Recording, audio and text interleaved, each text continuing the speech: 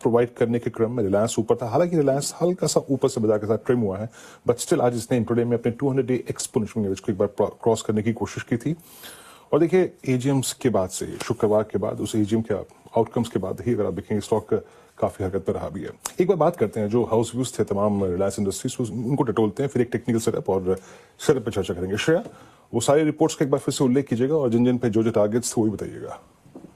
जी बिल्कुल, आपको याद होगा वीरेंद्र जी, लगातार रिलायंस पे ब्रोकरेज रिपोर्ट आ रही है। इनफैक्ट पॉजिटिव रिपोर्ट्स हमने देखी एजीएम से पहले भी और एजीएम के बाद भी। अब ताजा तरीन रिपोर्ट आई है मॉर्गन स्टैनली के रिलायंस पर।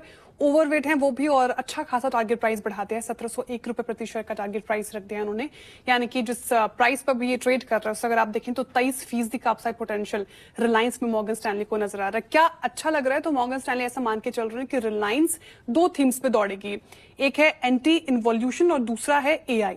अब दर्शकों को समझाना चाहूंगी यहाँ पे कि एंटी इन्वोल्यूशन होता क्या है। तो इसका मतलब ये होता है कि कंपनी वेस्टफुल हाइपर कॉम्पिटिटिवनेस से बाहर निकलकर वॉल्यूम और एफिशिएंसी पे जब फोकस करती है तब ये टर्म यूज होता है। अब इससे क्या फायदा होगा रिलायंस को वो भी समझ लेते हैं। चाइना दरअसल एंटी इन्वोल्यूशन स्ट्रैटेजी अपना रही है और इसका सबसे बड़ा बेनिफिशियरी रिलायंस होगा। चाइना कि सोलर और एनर्जी सप्लाई चेन्स का बड़ा बेनिफिशियरी रिलायंस होगा, क्योंकि चाइना एफिशिएंसी और वैल्यू एडेड एक्सपोर्ट्स पर ध्यान देगी। साथ ही आपको याद होगा कि रिलायंस खुद देखें आप तो रिटेल और जियो को लेकर ये स्ट्रैटेजी अपना रही है और इससे ये हो रहा है कि आपने देखा होगा कि टैरिफ हाइक किया होगा उन्होंने बीच में, हायर आरपू की तरफ उनका ध्यान है, बेटर मार्जिन और सस्टेनेबल ग्रोथ को एक्सपेक्ट कर रहे हैं, तो खुद भी कंपनी ये स्ट्रैटेजी अपना रही है। अच्छा, इन्वोल्यूशन से रिलायंस को $20 बिलियन का एनएवी का फायदा होगा और फाइनेंशियल ईयर 28 तक अगर बात करें तो इनका जो अर्निंग पर शेयर है उसमें 17% का एक्स्ट्रा ग्रोथ देख रहे हैं मॉर्गन स्टैनली। तो ये तमाम चीजें हैं जो उनको अच्छी लग रही है इस कंपनी में, इसलिए फिलहाल उनकी तरफ से ये अग्रेसिव कॉल आई है रिलायंस को लेकर। अगर यहाँ पे 1701 का मॉर्गन स्टैनली का, महेश, रिलायंस को आप लोगों ने पोस्ट दिस ईजीएम कैसे अप्रोच किया है? डायरेक्टर साहब प्लीज स्क्रीन पे डिस्क्लेमर भी रखिएगा।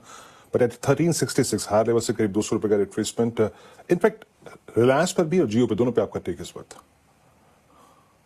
वीरू, आई थिंक काफी पॉजिटिव रहेगा क्योंकि जो एजीएम के बाद स्टेटमेंट्स आए हैं दोनों कारोबारों को लेके, आप अगर जियो के कारोबार को देखें या जियो प्लेटफॉर्म्स, जो इनोवेशंस की ये बात कर रहे हैं, आई थिंक काफी माइंड बॉगलिंग इनोवेशंस है और these innovations are there across the globe. But I think एक सस्टेनेबल सॉल्यूशंस इंडियन जनता को और इंडियन पब्लिक को लाना at an affordable cost, I think एक बहुत बड़ा वैल्यू एडिशन होगा।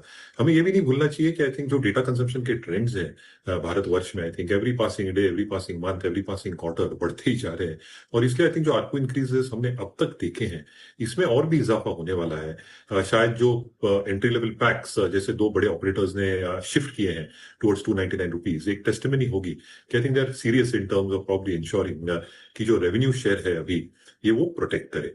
At the same time I think अगर आप अन्य कारोबारों की बात करें, रिलायंस रिटेल में जो इन्होंने अनुमान दिया है 20% कैगर ऑन एग्जिस्टिंग बेस, आज जो इन्होंने डिस्ट्रप्शंस लाए हैं अक्रॉस